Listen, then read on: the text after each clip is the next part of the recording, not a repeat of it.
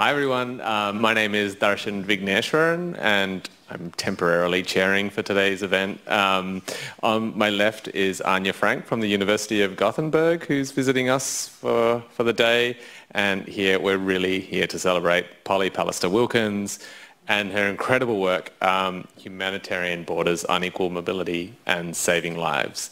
Polly's going to start off by giving an introduction to the book, telling us a little bit about it, how much time it took to write, and then Anya and I are going to say a few things about our reflections on the book, and then we'll open it up to the floor for questions. Thank you all for coming here. We're really hoping the drums over there stop at some point soon. If not, we'll still manage and work our way through. Polly, the floor's yours. Take this away. Okay, so thank you, everybody. Welcome to everyone here and to those joining online. Hi, Mum, if you're watching. You said you were going to watch. I hope you could work the link. There are a number of people. I first have to thank.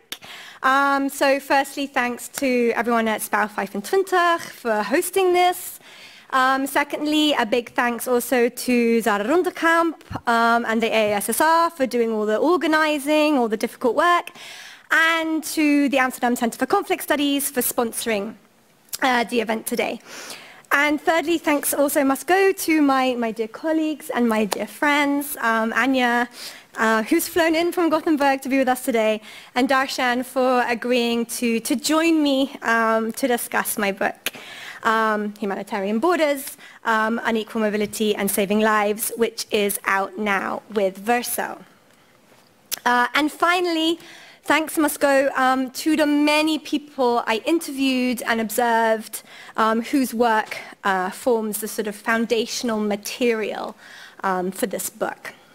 Now, I wasn't sure how to present this book in the 15 minutes that I gave to myself in organizing this event. It's probably a bit stupid, but anyway. Yeah. As it's a whole book, right? It's 75,000 words long. So I decided that rather than spoiler anything, and in order to encourage sales, right, I don't want to give it all away for free, people, I would tell a story of how this book came to be.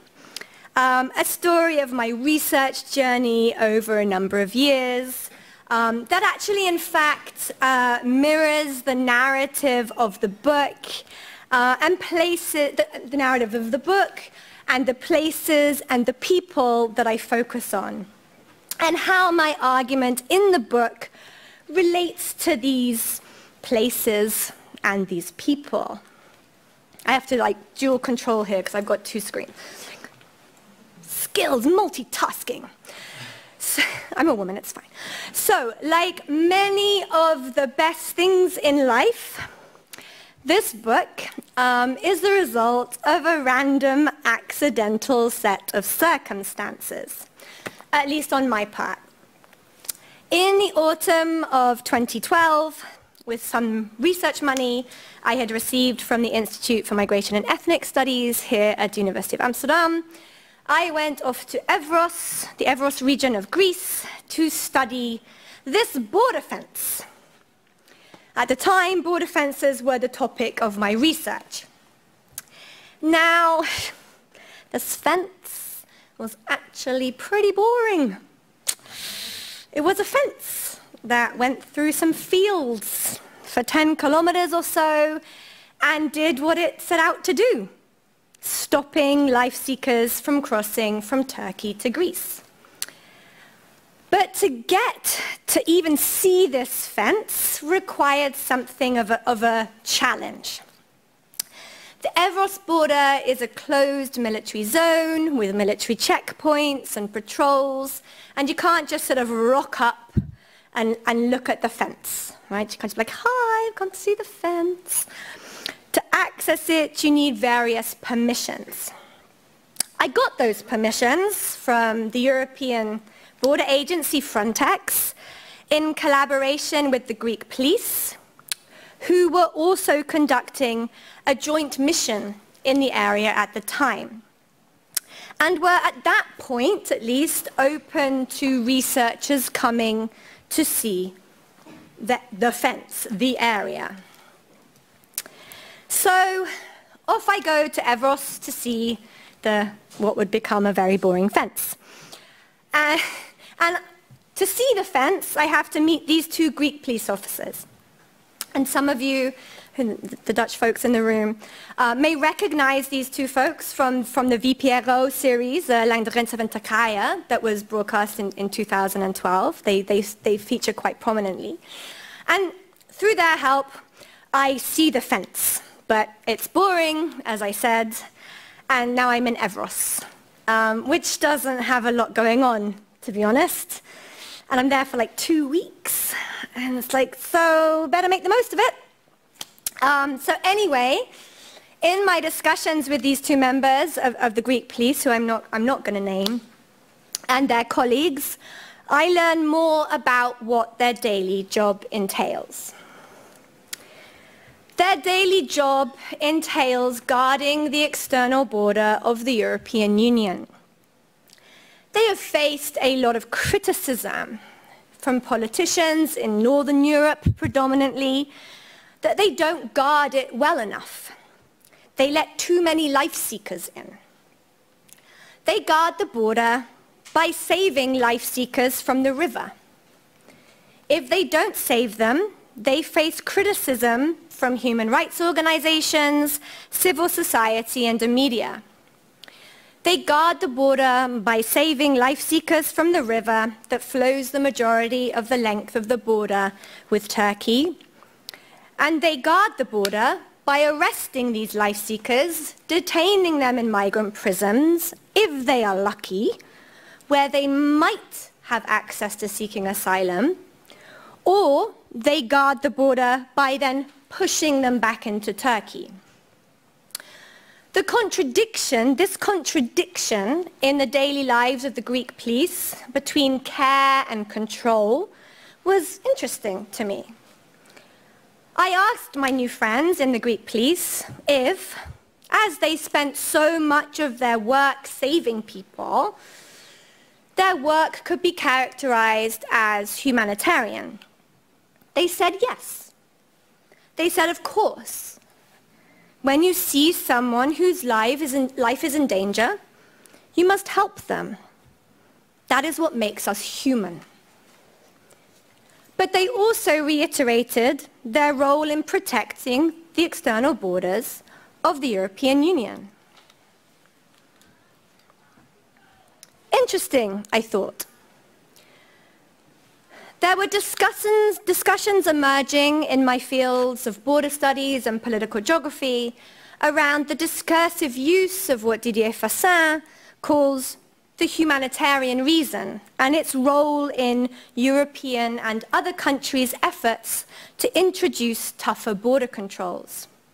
For example, in Australia, the then Prime Minister Tony Abbott, a boat migrant himself, yeah, the jokes, they really do write themselves, declared that the only way to save lives was to stop the boats.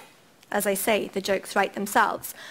Meanwhile, in the US, where the Border Patrol had been coming under criticism for years for leaving people to die in the Sonoran Desert, had actually realized back in 2005 that actually, if they increased their patrols to save lives, they would receive more funding and in the process capture more life seekers. Therefore, I was starting to see how the inclusion of humanitarian concerns into border policing increased border control capacity, hardened borders, and shifted borders into previously unpoliced territory. Say into Indonesia, where Australia planned to stop the boats, or far from the borderline in the US in search of life seekers in need of help. The inclusion of humanitarian concerns for life, saving lives, and the impact it has on border policing, making it look good, I mean, saving people is good, right?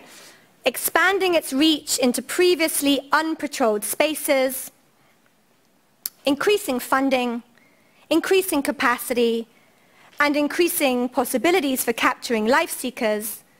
All of this is why the Border Police is one of the main actors I study in my book.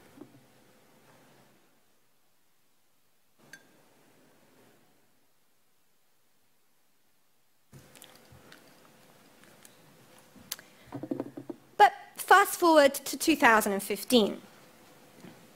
I had not been able to stop thinking about the humanitarianism or the humanitarianization of border policing since my time in Everest.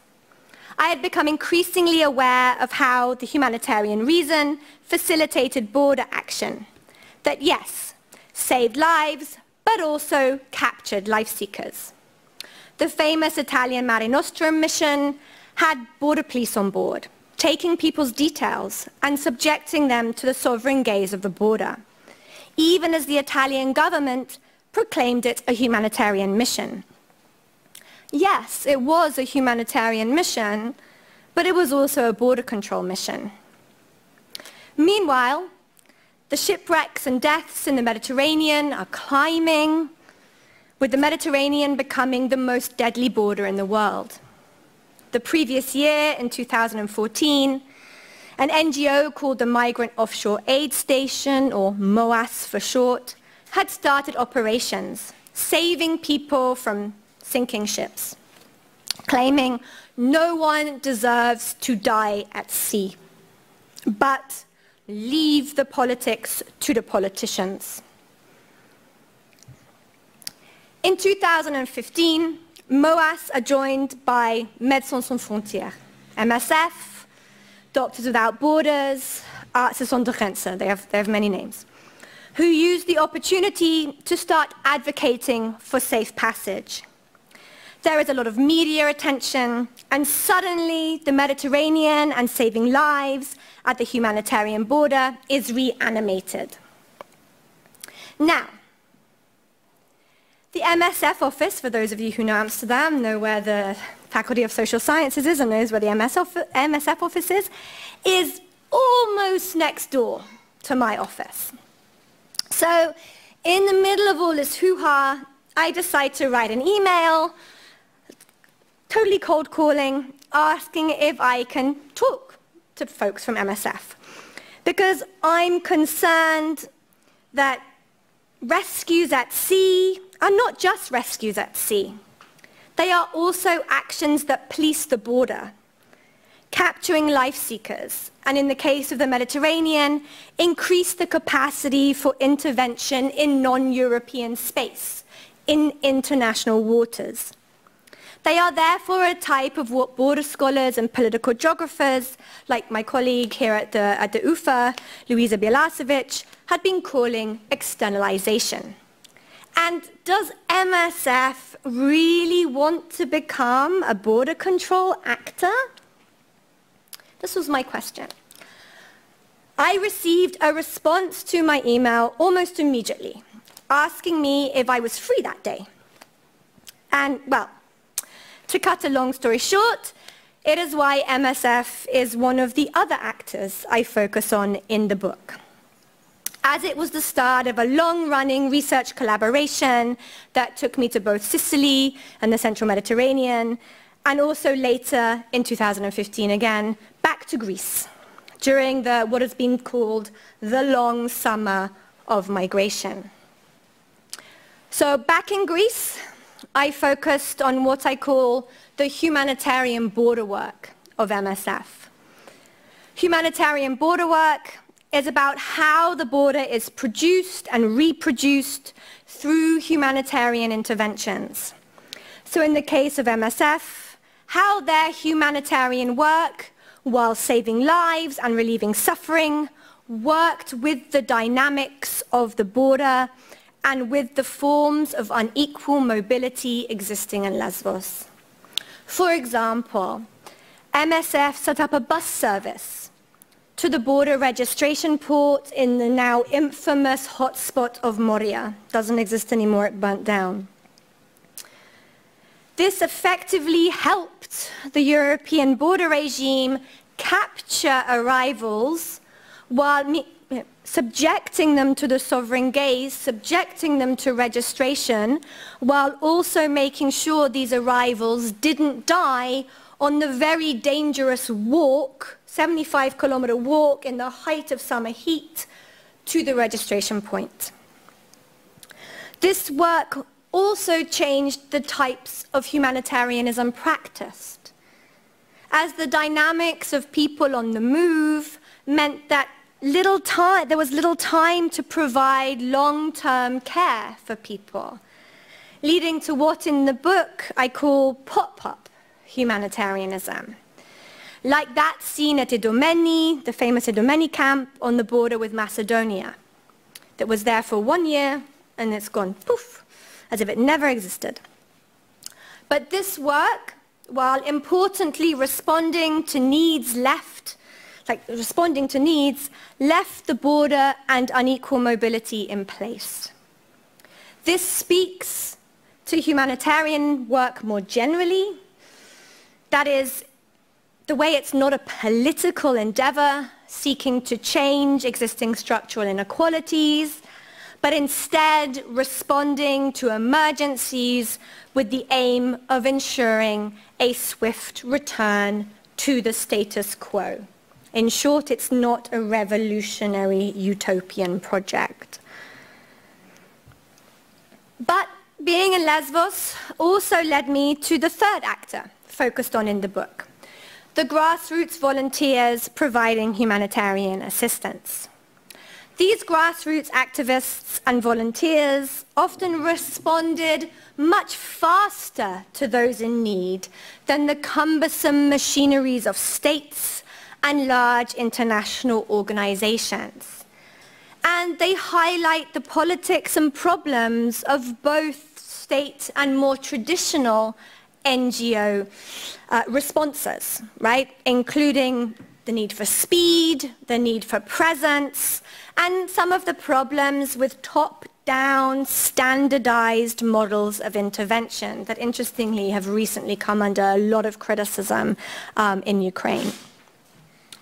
But at the same time, some of the actions they engage in, these grassroots volunteer activists engage in, underline actually the very reasons why humanitarian action comes to be institutionalized in large international organizations with management oversight, hierarchies of responsibility and accountability, ethical codes of conduct, importantly, and access to vast sets of resources.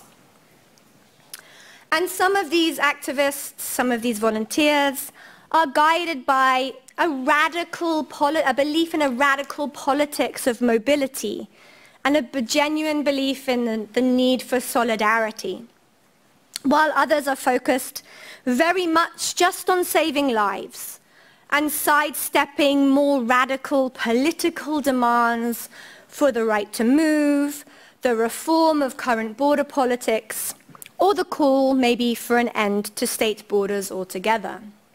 In fact, many of these grassroots activists that I met had no idea why people were taking small rubber dinghies to Lesbos at all. And so, to the structural foundations of my argument and the structural foundations of the book, the central role of unequal mobility in creating the deadly conditions to which humanitarianism responds. And back to Everest. On one of my days in Everest during my 2012 trip, after hearing many stories about and watching numerous hours of footage of the Greek police saving lives, hearing about how dangerous the river crossing is, how the smugglers endanger the lives of life seekers, I spent the day at one of the two land border crossing points from Turkey, Kastanyas.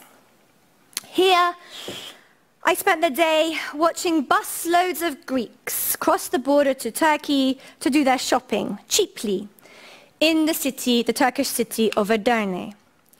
Backwards and forwards they would go, and on their way back on the bus, they stopped at this duty-free shop, buying whiskey, cigarettes, those little M&M dudes, you know, like humanoid M&M little figure things that you literally only find in like duty-free shops.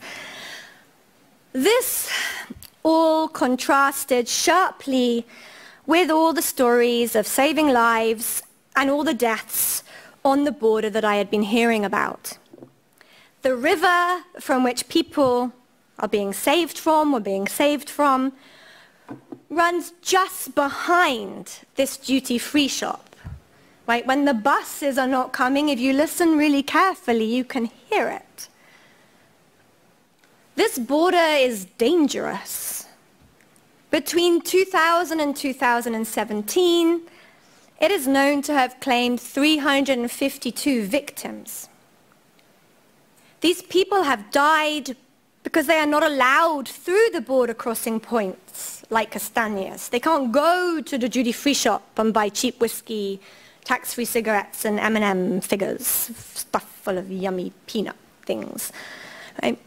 Therefore, smugglers are on hand to assist in clandestine journeys, responding, as they do, to a market created by a desire for people to seek life in Europe, and a system, of course, that aims to prevent them. Organized crime loves something that's not allowed. In Lesbos, life seekers pay up to 3,000 euros for a 10-kilometer trip in a rubber dinghy like this, while the ferry from Turkey costs 21 euros 50. They do this, they pay up to 3,000 euros per person because they cannot take the ferry or a plane because they don't have a visa. They won't get a visa. Their visas will be denied. Or in some cases, they don't even have a passport. Trying to get a passport in the middle of a war zone, or from a government that wants to arrest you for your political opposition. Good luck with that. And the airlines and the ferry companies will not transport people without the correct visas, the correct passport. Otherwise, they risk being fined quite a large amount of money, or more importantly for them perhaps, they risk losing their operating license altogether. The conditions, that means saving lives at borders, become necessary. The conditions that make saving lives necessary, therefore, are made by political choices and decisions that us in the global north, governments have made to keep out people they consider to be undesirable, and they have done this in very recent history. This history and these policies create what William Walters, a decade ago, called the humanitarian border. That is, a border where crossing it becomes a matter of life and death due to the unequal forms of mobility, where people are denied access to safe and legal routes through a combination of visa regimes and carriers' liability. And I discuss these conditions in detail in the second chapter of the book, where I make the argument that the need to save lives is caused by these very regimes of inequality. Now, when MSF won the Nobel Peace Prize in 1999, they explained that humanitarianism occurs where the political has failed or is in crisis. In the book, I argue that such a contextualization is really important, as it shows that emergencies and crises are not always accidental, pointing instead to the important role of politics, a central role of politics, in causing human suffering. Meanwhile, the idea expressed by MSF in this poster that countries have borders and people don't is a nice, universalist idea, but it's ultimately an empty sentiment when people carry the border on their bodies, and those borders are the result of political choices. Importantly, unequal mobility is the outcome of very particular histories, political decisions, and the everyday work of border guards, local government officials, transport officials, landlords, healthcare workers, teachers, and a host of other people, including humanitarians, as I argue in the book, that help to make borders an everyday material reality. Unequal mobility is why people take unsafe boats across the Mediterranean, hide in sealed containers to cross the Channel, or brave the elements of the Sonoran Desert. But is this death and suffering a failure of politics, or is it actually borders working exactly as intended, making the world in a particular way for the benefit of the wealthy and for the maintenance of white supremacy? I'm not going to answer that now, but the book grapples with these questions. So it is a book about humanitarianism in response to unequal mobility. It is not principally a book about refugees or migrants, the differences between them, or the politics of such labeling. Labeling which itself is actually a symptom and a cause of unequal mobility through the different rights attached to each category. Nor is it a book about why people choose to move to seek life elsewhere. Instead, this book is firstly a recognition of the necessary life-saving efforts that occur in response to violent borders and unequal mobility. Secondly, it's a contribution to the call by various humanitarian organizations and activist groups for safe and legal routes, or sort of hashtag safe passage, as it's become known on social media. And thirdly, it is a book about how these humanitarian borders, how they come into being, about their politics, and perhaps more importantly, their effects. But ultimately, this book is intended as a caution against seeing humanitarian life-saving efforts at borders as a panacea or as a sustainable or just solution to the violence and harm caused by unequal mobility. There are many of us who demand kinder responses to refugees and migrants on the basis of a claim that so-called liberal states like ours, the Netherlands, other European states, their current violent approach is undermining our or their supposed cosmopolitanism and cultures of hospitality.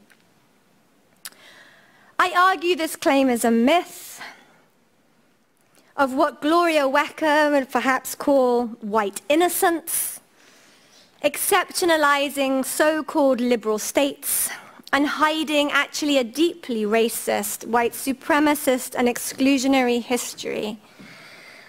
And with this book, I argue for constraint in our self-congratulations, for our good deeds in helping refugees and migrants in distress. Humanitarian solutions are not political solutions. The emergence of humanitarian solutions to the fundamentally political issues of global inequality and unequal mobility hide the structural causes of such inequalities and ultimately depoliticize them, presenting them as natural rather than a product of human decisions and actions. As the book shows, the politics of such good deeds are more complex than they first appear. Good deeds and the humanitarian ideal of doing no harm often have perverse effects that actually work to strengthen existing inequalities rather than offer a substantive change. As such, humanitarian borders are a symptom and not a cure. Thank you.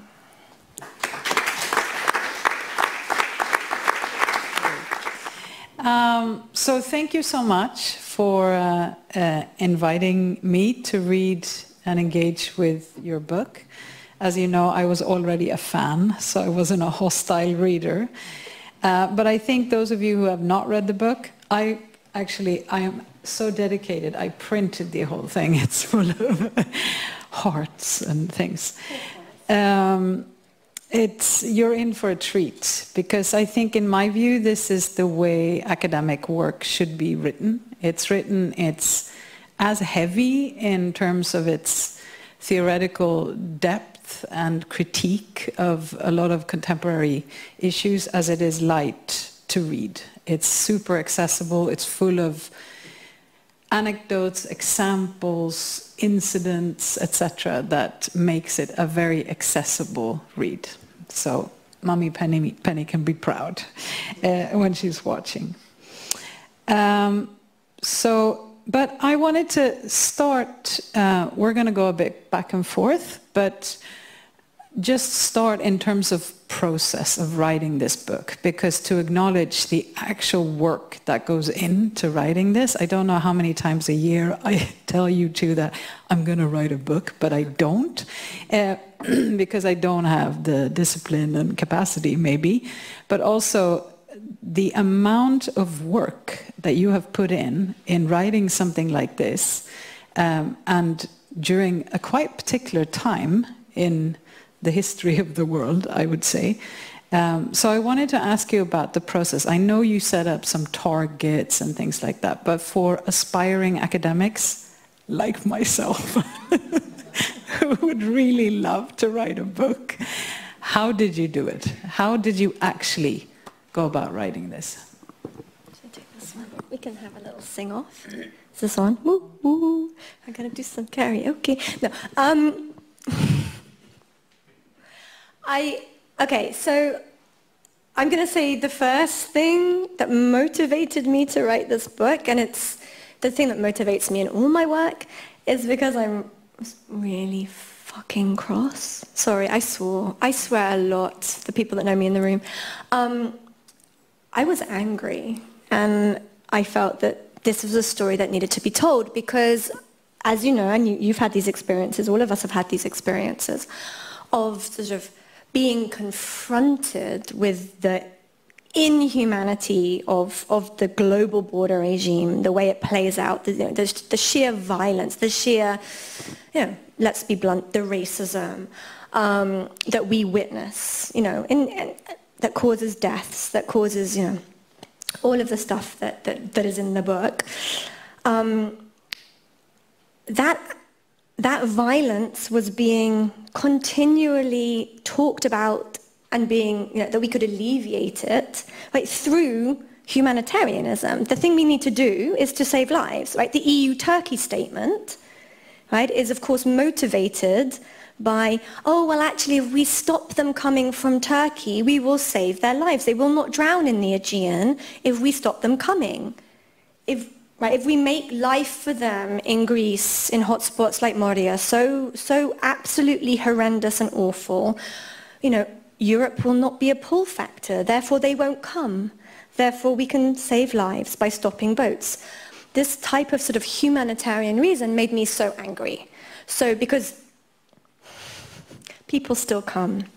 And humanitarianism is not a solution, as I show. Actually, humanitarianism, from my research, simply works as another tool of border control, another way in which the global north, Europe, the US, Australia, are able to cement themselves and keep out the people that they consider to be undesirable, predominantly from the global south, predominantly people fleeing war and economic precarity.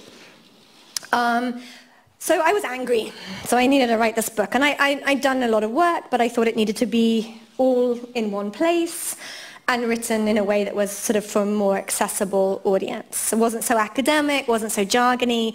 Like, I don't think I actually say the word Foucault once in the book. I made a, like, I am not gonna, I think I may say biopolitical, but I certainly don't say Foucault, and I made an active choice to do that. Because, you know, if you do the type of work that we do, it's like Foucault, biopolitics and migration, saving lives, blah, blah, blah. I mean, if you do anything to do with borders, and you do anything to do with the critical humanitarian work, Foucault is like your daddy. I mean, I'm increasingly trying to make him not the daddy, but he is the daddy, and I'm like, I am not name-dropping a dead white French dude in my book. So I wanted to write an accessible book that, yeah, could be read by people like my mom. I mean, yeah, she's a very intelligent woman, but she's not an academic. Like, she hasn't read Foucault. I don't think she has. Sorry, Mom, if you've read Foucault, I don't think she has. She's going to be on the, like, I'm going to get a message in a minute. I have. But I had to be disciplined, as you say, and so I made a conscious choice to not see my colleagues for 2 days a week. I was like, I'm not coming into the office. I'm going to schedule my teaching on either Monday, Tuesday, or Wednesday. I'm going to keep Thursday and Friday free for writing my book, and that is what I'm going to do. And I did. And I started at the beginning, literally at the beginning. And from 2017 to 2020, on and off, because I was sending drafts back and forwards to the publisher, I wrote the book. And I literally, I started at the beginning, and I told a story. I mean, some people I know write, like, different bits, but I have to start at the beginning, and I just have to keep going. So, yeah, that's how I wrote it, and I was disciplined, as you say, because I was angry. And it's easy to be disciplined when you're angry. Anger doesn't do that to me, though. It doesn't bring discipline. It just brings... But, yeah, lucky you. The second sort of thing, because you're one of the most sort of cited scholars within this field. You've done a lot on this. If people talk about sort of critical humanitarianism, then they think of your name. And I have students who are like, oh, you know Pallister-Wilkins. So you're a person in this field, but so you've written about several of these things before, but to you, what is the added value of what you have now done relative to, I mean, the Everest piece that you did in 2015 or 16? Yeah. Yeah. Exactly. Accidental research. And then, like, how it has evolved. So what's, to you, the added value, apart from having it all gathered together, which of course does something, but what is new with you in this book? So you're saying, why should people buy the book rather than just read all the stuff that's freely available via academia.edu? Not to plug a dodgy, well, it's a anyway, capitalist extractive site that uses our hard, anyway. Why should they buy the book? I think what is different in the book is both I have the space to tell more stories, to give more room for things to breathe. There is space, for example, to focus on some of the sort of particular economies of the types of work that we see. So we especially see this very much in the kind of grassroots volunteer activism, this sort of entrepreneurial effort to be sort of, to make something of yourself through going to Lesbos and saving lives, and sort of how that ties into sort of the sort of Silicon Valley-esque kind of, you know, imagine like lots of little Elon Musks kind of running around trying to save lives and try and sort of use tech and all of these kind of platforms to both, you know, help people, but ultimately to create a particular subject position for themselves. So I think that's something that is in the book that I haven't written about elsewhere. But one of the main things that's in the book that wasn't in my earlier work, and it is in my earlier work, but it's hidden in that I use different words to talk about it. So I will say that border control within the European Union is Eurocentric, or it is exclusionary, rather than use the term racist. And I've just decided, nope, fully going to go and use the R word, right? We have a colleague, Olivier Rutesibois, who is, talks about the strategic use of the R word. And in this case, let's call a spade a spade. It is racist. There is no other way to kind of see the sort of things that we have seen without fully acknowledging that. Also, and this ties in also with work in humanitarianism, there's a lot of work in humanitarianism that, ties its work to processes of European liberal modernity, critiques of humanitarianism, again, that call it Eurocentric, work that, finds humanitarianism's roots in the colonial endeavor, right, in attempts by, Europeans to use care, processes of care to control colonized populations that they needed to sort of sedentarize, or populations whose mobility they feared. But it wasn't something that I had really worked on and had brought into my work before. So I really make the point of kind of tying both the way in which racism, the way in which white supremacy, the way in which the production of what has been called the global color line, what Du Bois calls the global color line, and other scholars have taken it up more recently, called the global color line, how other scholars, actually it wasn't even a scholar, I think it was Jan Smuts, called white men's countries, the need to preserve white men's countries. I can't believe I dropped his name at this point. God. The need to preserve white men's countries actually relate to sort of the use of some of these, what we would consider to be liberal, do-gooding, good deeds to prevent the supposed problem, the supposed fear about free black and brown mobility across the colonial space. And of course, the way that links very, very, very strongly to the period of emancipation of slavery and fears coming out of the Haitian Revolution. So yeah. Great. I'm going to get back to a discussion of racism later. But I want to start off by talking about what I see as, I guess, the central thrust or the main contribution of this book. And that is that the title is an oxymoron to many of us, right? Like humanitarian, good. Borders, bad, right? Like in a certain sort of liberal sphere of politics, that's how we think about these things. And the book kind of forces us to shift the way in which we think about the politics of humanitarianism in a really profound way. And I call it profound because, well, at least it was for me, like when I first encountered Polly's work and she was like saying to me, these things that we call in migration politics care on the one side and control, they're really just two sides of the same coin.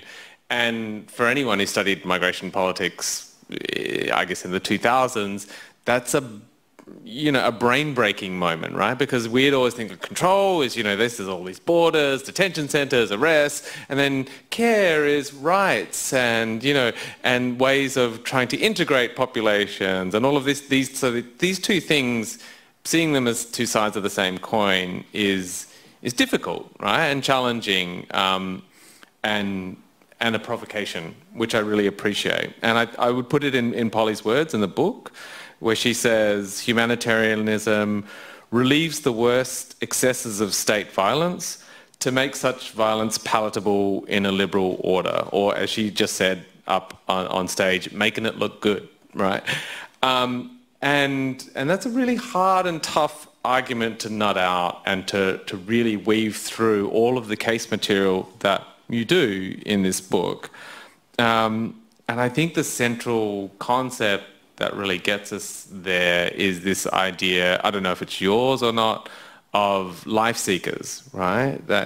That migrants crossing borders are reduced to the position of just being life seekers. And you use this term, and this is identified in some way as a bad thing, right? As a bad thing, in your words, to be policed.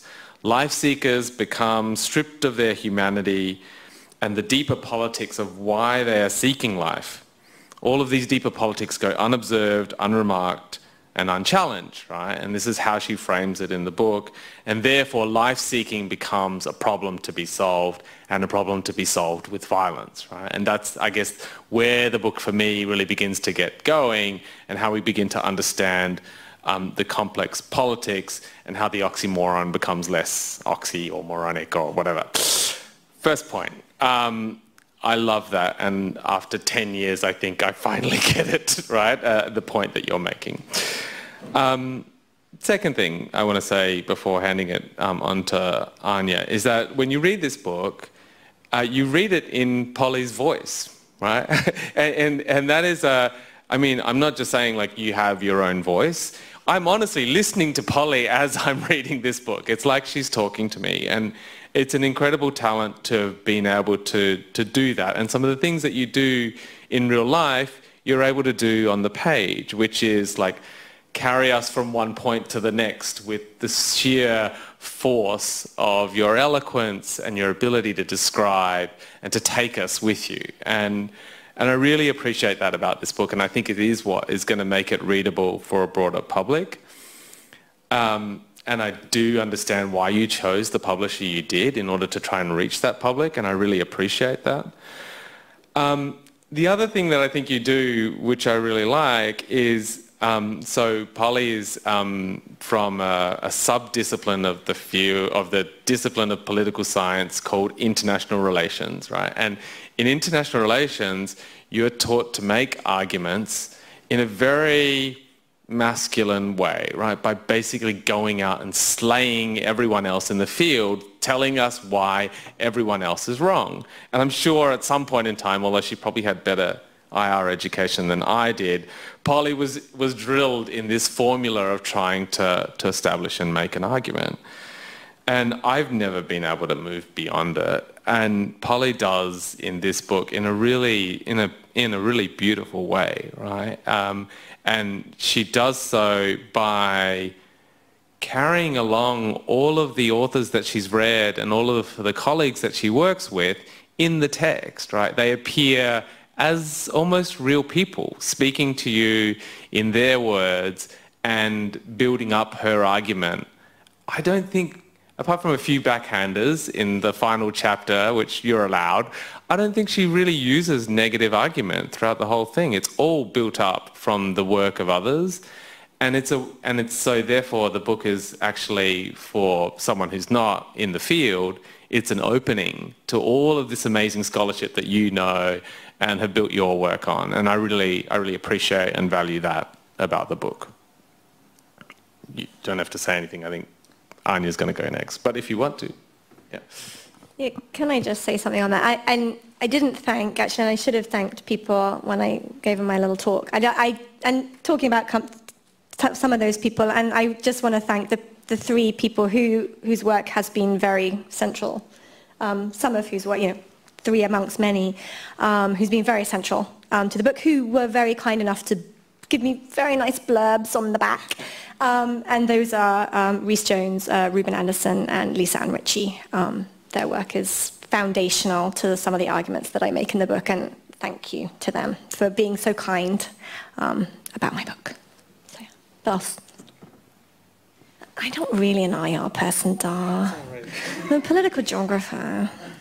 But I was trained in post-colonial IR, so maybe we're a little less angry, although we have every reason to be, but yeah. Oh, you're plenty angry, I would say. Yeah, so in my work, I've also spent some time in Lesbos doing a somewhat different type of fieldwork, but also very similar. And one of the things that I really like that you do is that you bring out the absurdity argument. This comes as no surprise because it's my pet baby.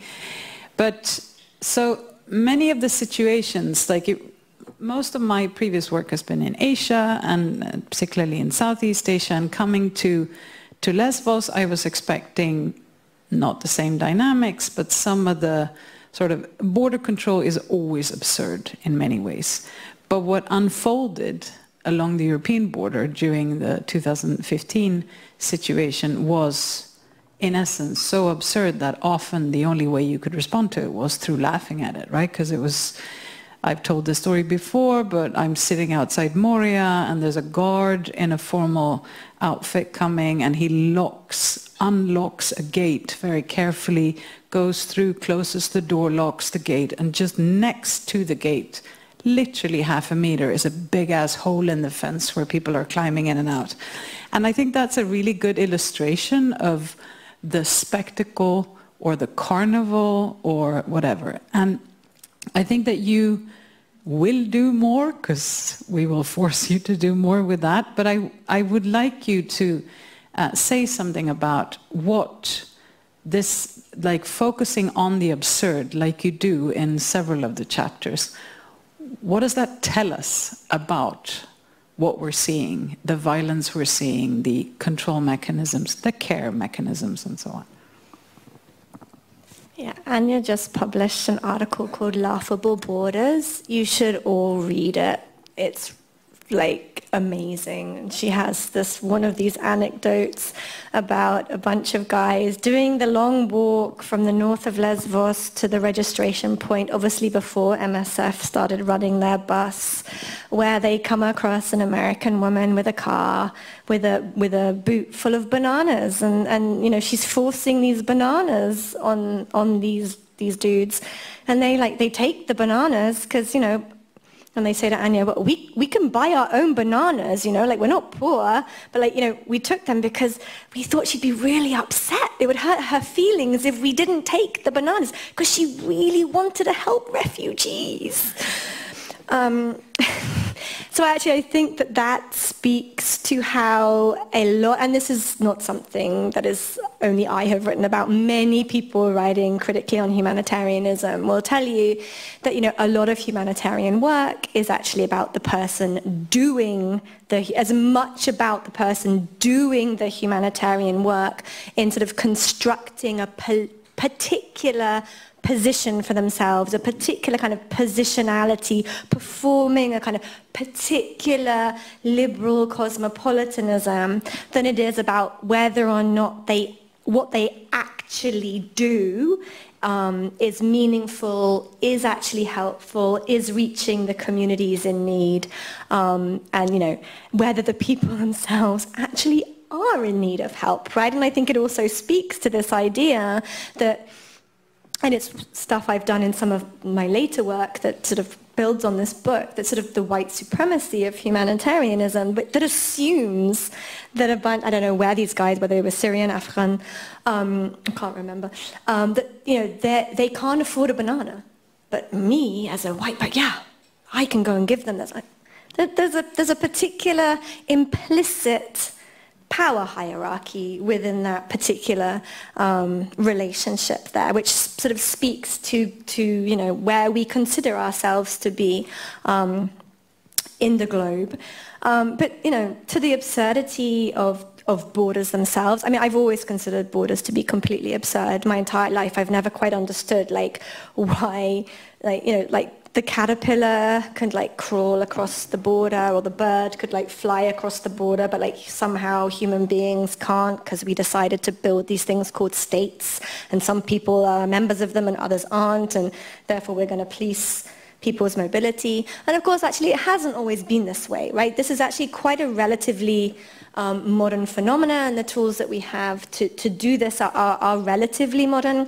Darshan might sort of have different kind of ideas about where this comes from. He's also written about this. It's very interesting. You should also read Darshan's work on this, right? But a lot of this stuff, it's not innate to who we are necessarily as human beings, at least in the way that we've sort of set up the global regime. that we have today. But I think, so the absurdity of borders then kind of superimposed with this absurdity in some ways of this desire to help, often when help actually wasn't needed. And I think that's what we really saw in Lesbos. Actually, what was needed was people just needed to move. You know, what was needed was, I want to get off this island as quickly as fucking possible, and I want to get to Germany. Right? I don't need your banana. My kid doesn't need a cuddly toy. You know, all these kinds of things. And it's sort of the performativity of that, and the way it really, and you know, and I understand where it comes from, right? So these were well-meaning, absolutely well-meaning responses, often coming from, you know, Europeans, often from Northern Europe, who were trying to challenge a lot of the anti-refugee, anti-migrant, racist politics that we see every day in our media here.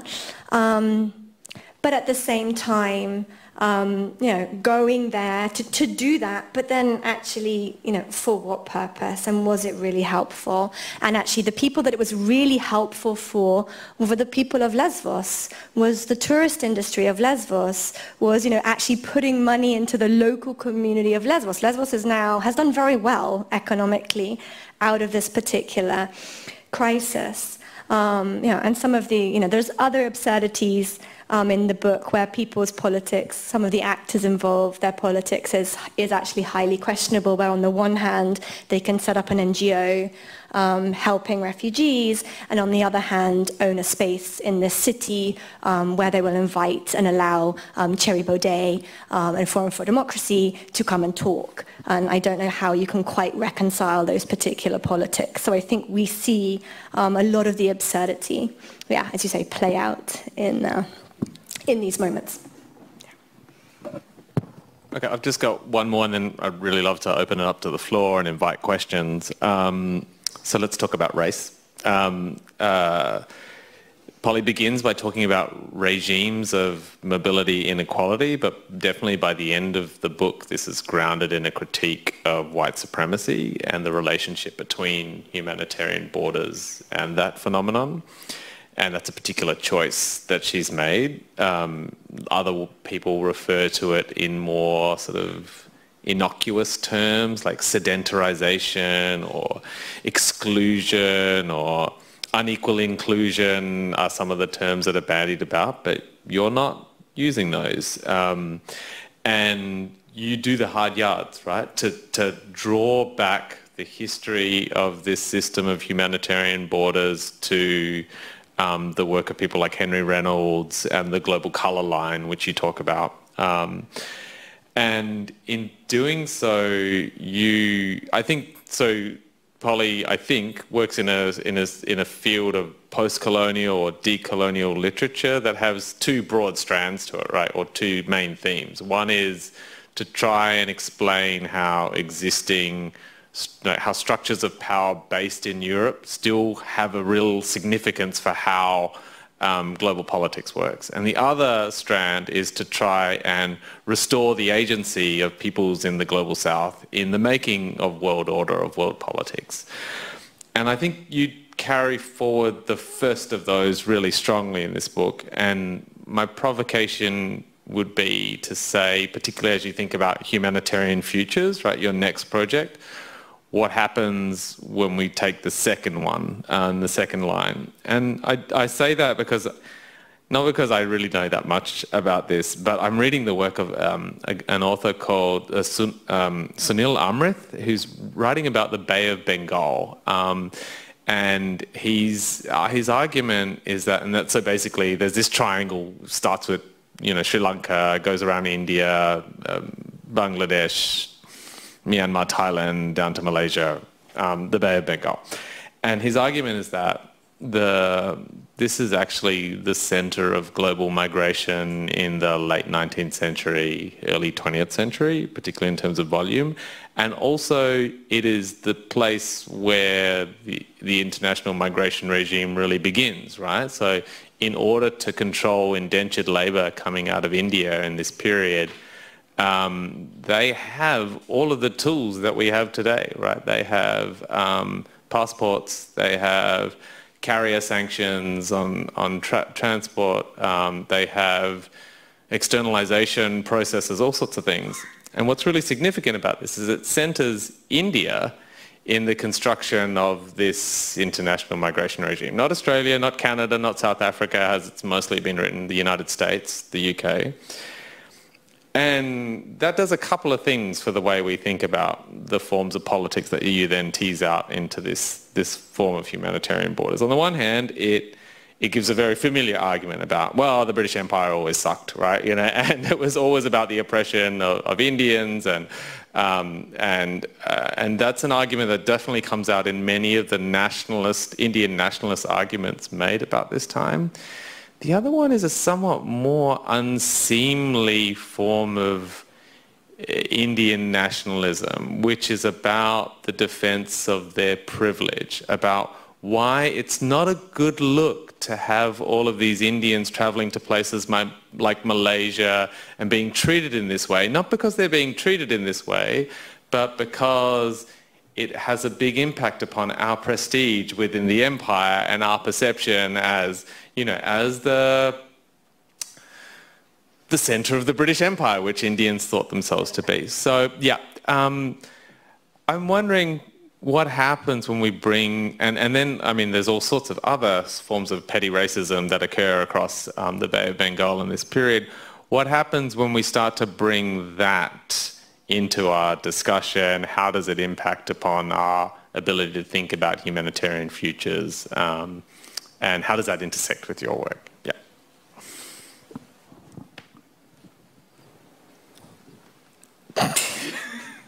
No, okay. I mean, you could also make this argument about the Caribbean as well, right? So I don't think that this colonial geographies are multiple. They're geographies, right? In the book, I focus on Europe predominantly, or the global north, partly because I'm European. So I think it's something I feel comfortable writing about.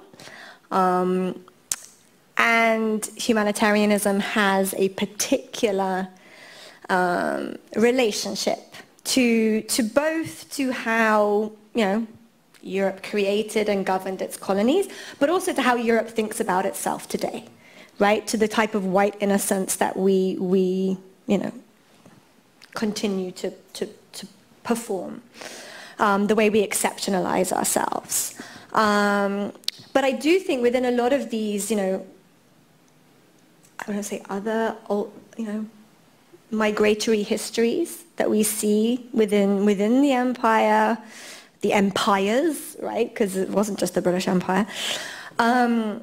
We can also encounter many of the same kind of processes of control, processes of care, right? So within these, we see, you know, concerns about disease, the need to quarantine, concerns about, you know, how are we going to look after those people that come, like how do, you know.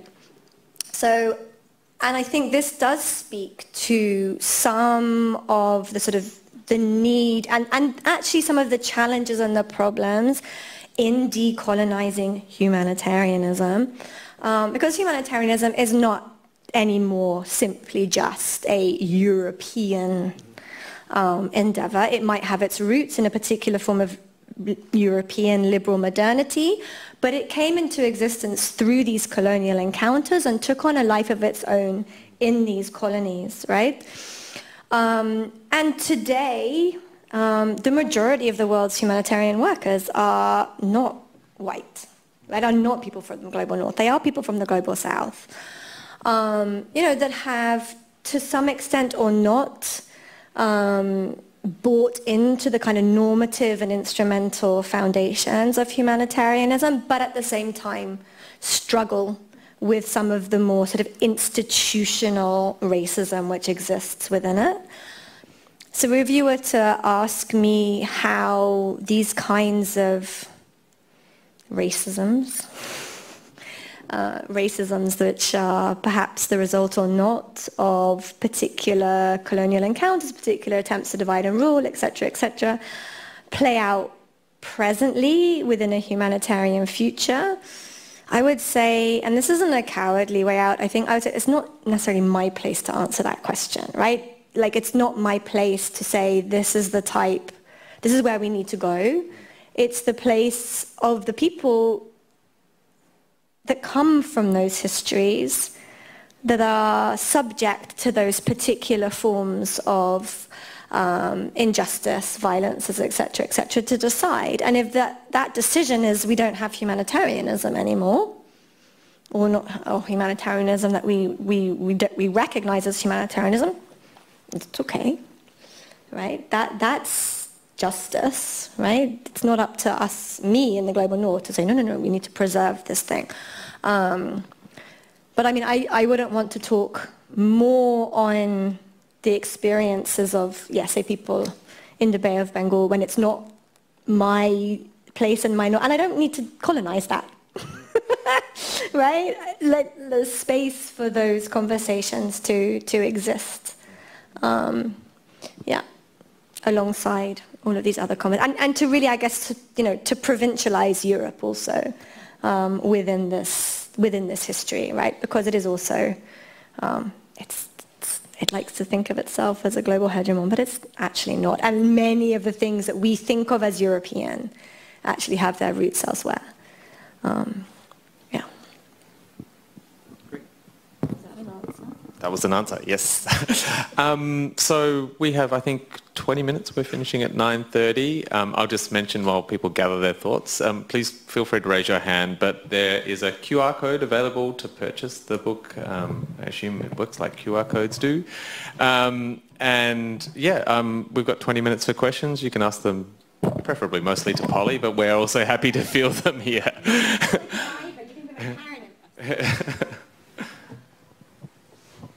Yes.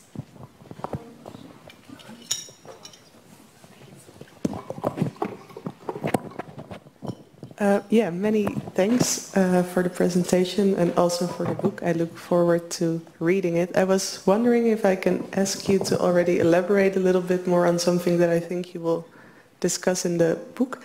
But you mentioned the theoretical work that you're doing there about the institutionalization of humanitarian actions and basically the borders working as intended, right? And I was wondering if you could elaborate a little bit about the findings that you had in that regard, because I was thinking for something like the MSF, this might be intuitively more clear how that functions, because there's all this monetary flows, political flows, etc. But then when you start talking about grassroots kind of projects, okay, maybe what we saw yesterday, for example, happening in the UK against Rwanda, that's clearly not a practice of bordering, but even grassroots things might get, in a way, co-opted, included, institutionalized. So I was just wondering if you could elaborate a little bit on this nature of the institutionalization of borders in political/humanitarian work. Thank you.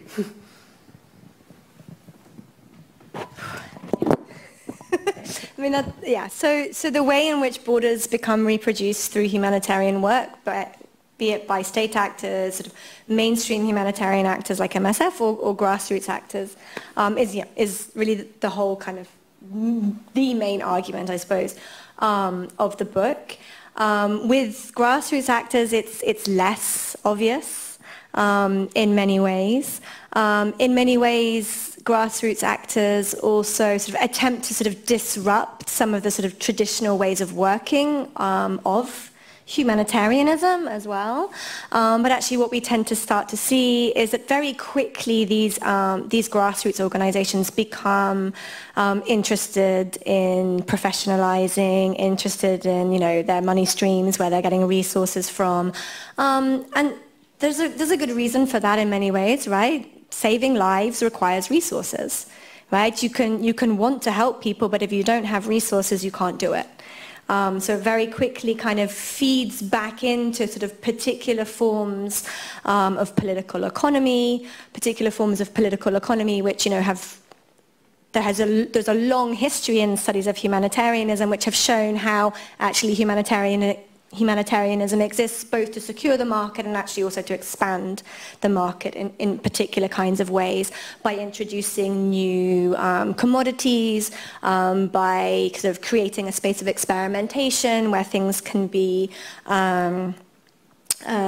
tested and et cetera, et cetera. But in terms of challenging the border, these grassroots activities, some of the solidarity activists especially that you see come with a very clear idea that, they are doing this life-saving work on the border in response to the violence of the border, right, as a form of resistance, right, to the dehumanizing that goes on.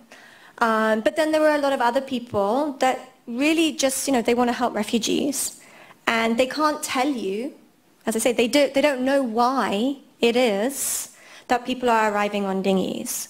So, when I was in Lesbos, there were an awful lot, for example, of young Dutch people there volunteering, some of whom could have been my students. And I said, it was great to see them there, they were doing really good work. But then I said, I've never seen you at a demonstration in Amsterdam or in Den Haag around wie zijn hier or so, right? I've never seen you at a demonstration sort of demanding a more just border policy from the Netherlands. Right? I've never seen you kind of engaging politically, right, with the types of politics which has created the violence of the border, which forces people into dinghies. And I mean, it is important, I think, to recognize the central role actually of the Netherlands in this. The Netherlands is at the forefront in the European Union of pushing for a lot of the sort of the technology, the integrated border management. The majority of non-Greek policemen, translators, registration officials that were working in the hotspots in the Aegean Islands were Dutch. They were from the HEMA, they were from the IND, etc., right? So, the attempt, yes, to respond to this violence, but then to not recognize the structural conditions which actually causes that violence, and the role of our own governments, our own politicians, and our own tax money. Like, we're paying for this, right? I spent a day with the KMA and the IND in Moria, and we, joking like, oh, we're all Dutch civil servants, ha ha ha. We're all paid by the Dutch taxpayer.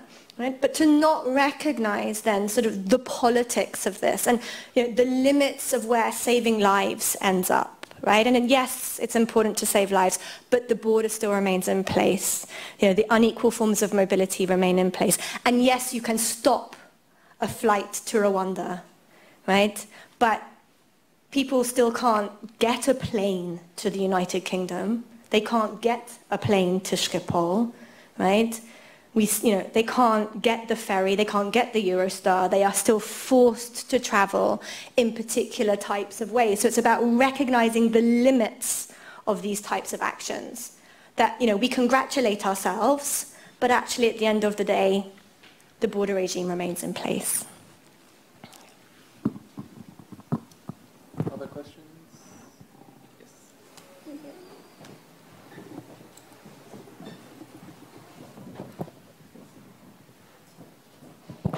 I don't know how close this needs to be. Yeah, I guess given what you just said about how depoliticized this is, what kind of political action or political change or political movements would you like to see? Hi, Liam. Good question. Are we going to finally have our drink now? At the end, he's my colleague. We've been trying to have a drink for a while. That's a great question. I'd say read the book, because it's in the conclusion. I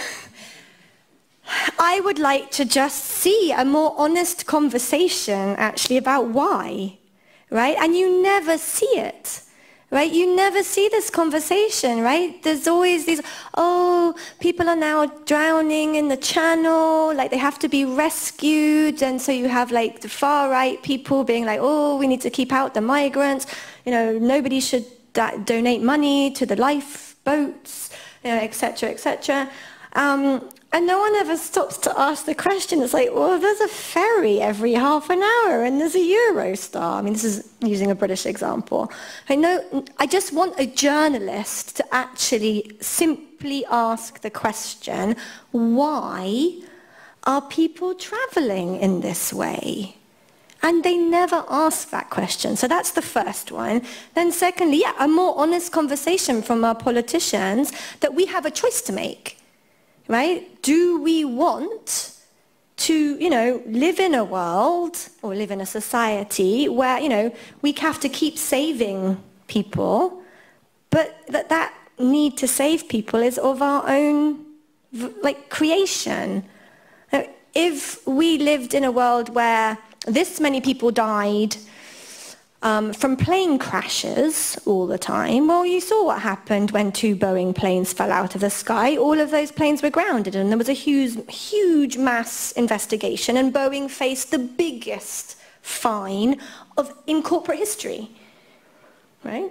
Because we care about when some people die, right? We care about, you know, how some people travel. We don't pay attention to how other people travel, and we don't pay attention to how that is of our own making. And to sort of, I would like to see a political discussion that denaturalizes this idea that refugees are somehow people who are destitute and have to possibly travel like all the time. I mean, have these people never seen Casablanca? They're going to bars. You know, they're having a good time, right? Yes, they're also using smugglers, you know, for a reason, right? But to sort of really, you know,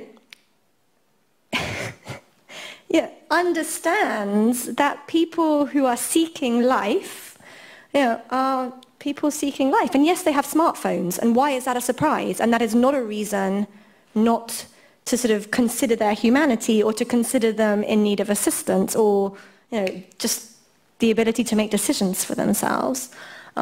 Because, you know, and to recognize that Europeans migrated all over the world and settled in multiple countries, and that was all apparently fine. But that now it's not okay when other people try to seek life and a future in our countries, and instead we call it white genocide, and to have like an honest conversation about that, and to have an honest conversation about the kind of, you know, the history and the politics of why people are seeking life in the first place, and our role and our responsibility in that, be it through, you know, creating war, be it through selling weapons, you know, be it through. Oh, I mean, I'm getting a bit Marxist now. It's like world systems theory discussion. And he's like, finally, got her to admit her, you know, yeah, she's uncovered my, yeah. But, you know, I mean, these are the conversations I would like us to have, rather than, you know, politicians immediately always shift to the, oh, well, we need to say, if there's a critique, it's we should save lives. And that's the limit of the critique. That's as radical as the conversation gets in Europe these days. Oh, we should save people. Yes, of course we should save people. But can we please have a discussion about why on earth people are drowning in the Mediterranean? I don't have to take a dinghy. Hello? Like, duh. You know, like, I mean, just, those are the kinds of conversations that I would like us to have. And I don't see them happening. And I see this continuous attempt to kind of, you know, save lives. Oh, it's good, you know, when we save lives, we're doing good. This is sort of reinforcing this narrative of a good Europe, right? A kind of a hospitable, exceptional Europe as the birthplace of human rights, which, I mean, we had 40 years, maybe, 40 good years post-World War II, not even 40 years, like 30 years post-World War II when we were maybe nice. You know, but it's like, that's not the history of Europe. We were like, you know, let's not get into that discussion, but we were murdering our families like 75 years ago. I have another so, yeah. Hi, thank you so much. It's an amazing talk, and I can't wait to read the book.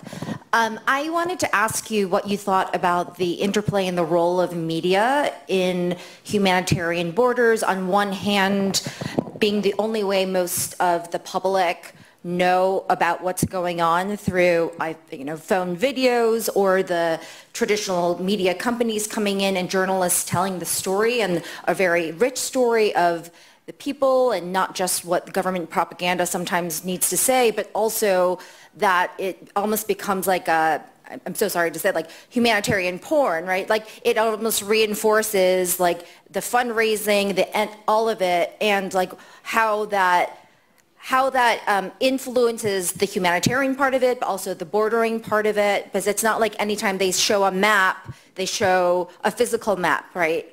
Or an elevation map, they show the political map. And so how you feel that interplay and how that can be changed, if at all, and how the gaze of the media or any photograph, any stories in usually in northern gaze, and it's not usually the stories of what you call life seekers. And so just would love your comment on that, please.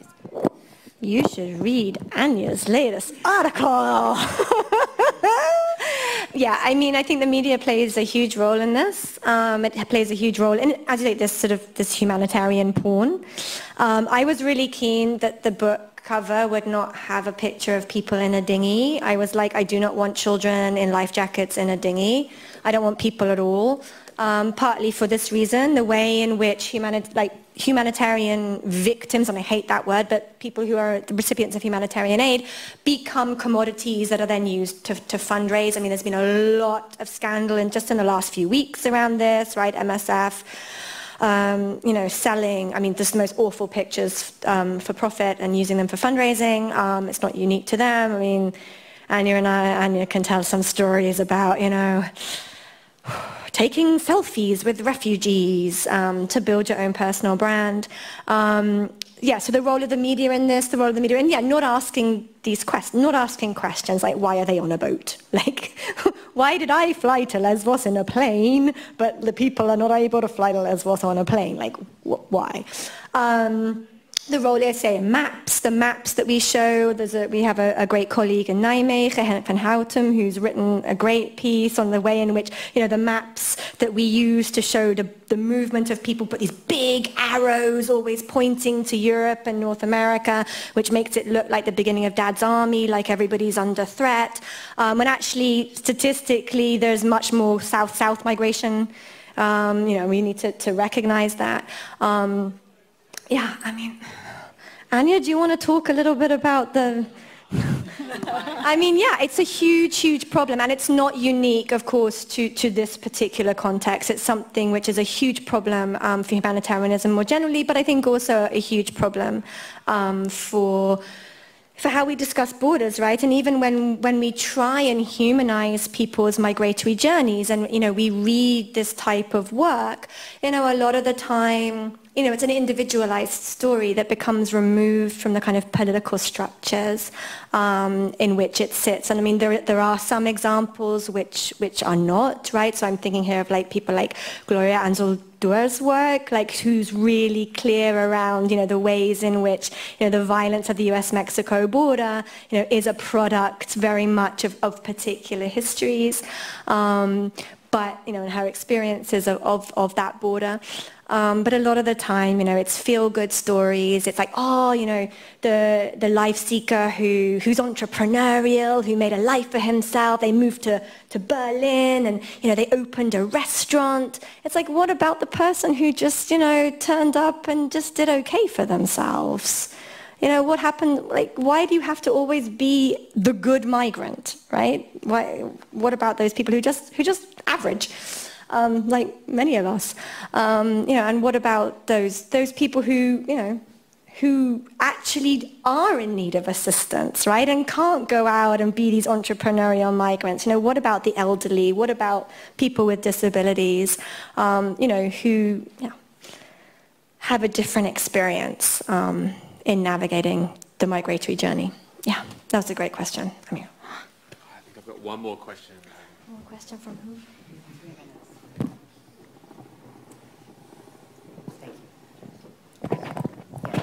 Thanks.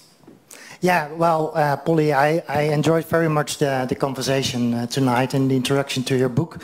And as you perhaps know, I follow your work already for a couple of years, and I recommend it to my students to read. So I'm really looking forward to reading the book and recommending the book to students.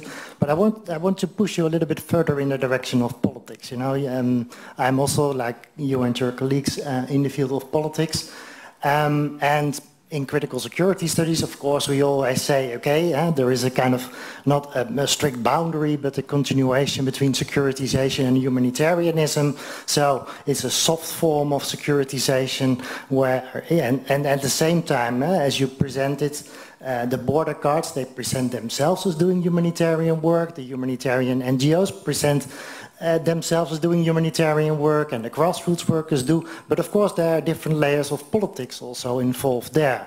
And now we see also, of course, the criminalization of humanitarian aid workers, which is a new step that we've seen now over the last years. But I'm wondering, where does politics come in? You know, for instance, locally, when you are doing field work, where do you see the kind of politics that you would like to see? Where do you see it happen? And if there's still time for that kind of answer, what do you think we should do as academics, particularly in how we teach about borders? So perhaps you could reflect on these issues. Where do I see the politics come in the field work that I've done? I see it coming in small moments, right, by the work that some organizations do that are fully cognizant and aware of the power dynamics and the power hierarchies that are involved in what they're doing, fully aware of the limits of what they're doing, but try as much as possible to kind of work in a more kind of horizontal way. So I mean, I see the politics often in the types of different type of work that people on the ground try to do. I also see it in you know, some of the campaigning work that goes on, and I do think there's an important politics actually in still calling for safe passage, right? It doesn't tackle the underlying structural causes, but at least it's better than, you know, people dying in the Mediterranean, right? But I think all of this sort of points to the sort of the ambivalent politics of humanitarian politics or humanitarian work more generally. What would I like us to do with our students? I would like us to have an honest conversation. I would like us to talk about the realities of the border. I would like us to, yeah, first of all, also discuss how humanitarianism is also a security practice, right? It's biopolitical. But I would like us to talk about, you know, the politics of the border and the differentiations it makes and why it does that. And, you know, to recognize that and you know, and recognize the realities of that. And I think we do that. I think we do a good job. Unfortunately, it doesn't make it. It doesn't translate into policy. Maybe the receptive students don't go into working in policy. I don't know. They become academics or just angry people. I don't know. But yeah, I think I just want us to have an honest conversation with our students about that. Yeah, I mean, and you know, you do that in your work. So. I think also one of the things that we can learn from about how we teach borders or bordering or whatever it is we teach from Polly's work is that white dudes don't have all the answers. I think you cite an enormously rich literature, so just for that goes beyond the people that we usually have in our course reading lists. And I think that's one of the things I kept underlining. Oh, this one goes into the next migration and security course. And I think for that must have taken a lot of work to find all of those readings. Maybe people send you stuff, I don't know. But it's a fantastically rich list of people that are not normally, like, they're not all dead French guys, right? So, and I think that's useful for how we teach borders, indeed. On that note, let's continue the conversation. Thank you all for being here. I know that drinks are provided. Are there knickknacks as well? Maybe not knickknacks. Please join us. And first of all, please join me in thanking Anja Frank, who came all the way from Sweden for this. And Polly Pallister-Wilkins, thank you so much for this incredible work. We look forward to its influence on the field for many years to come.